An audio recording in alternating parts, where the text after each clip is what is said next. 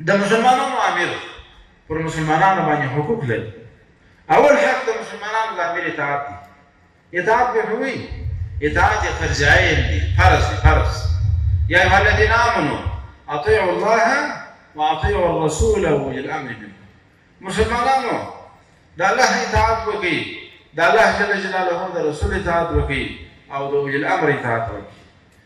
نو د اولی الامر اطاعت په قطعي نص باندې ثابت دی.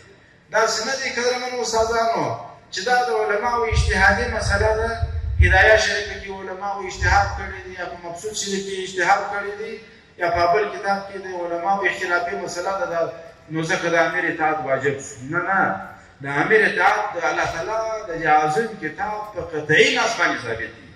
د دې څخه انکار کول سړی په کافر کېږي. نو اطاعت د امیر دا یو حق د امیر دی چې اطاعت وکړي.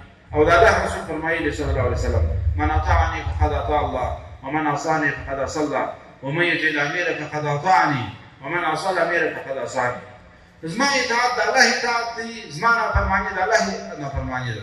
او څوک چې د امیر اطاعت وکړي، زما اطاعت یې وکړي، چې د امیر نافرماني وکړي، د الله رسول زما نافرماني وکړي. نو که کله د امیر نافرماني راغله، پوه سه چې د الله رسول درسه ناراضه دی. دغه شی فکر کوئ، او چې د الله رسول ناراضه شي، الله به ناراضه وي. الله جل جلاله به د مسلمانانو په امیر خفه کېږي. دا ځکه د رب جل جلاله نه عیب دی بالوایسته، او د خدای پاک د دین نه پاس کړي.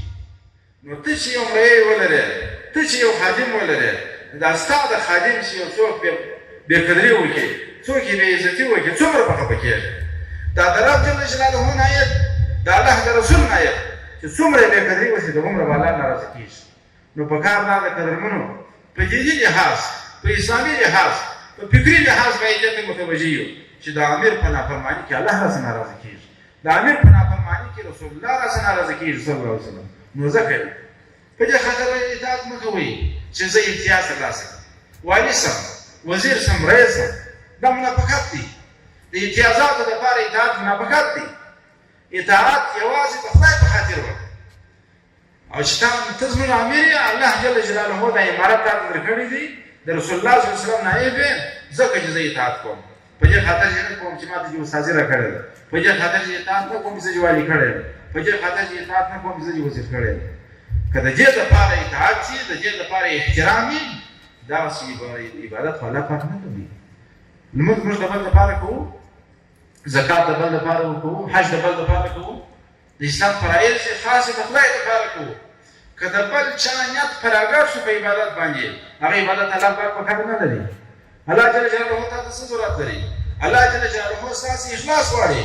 وما امروا الا ليعبدوا الله مخلصین له الدین. دې ته امر د دې دی چې دوی به د خدای عبادت په اخلاص باندې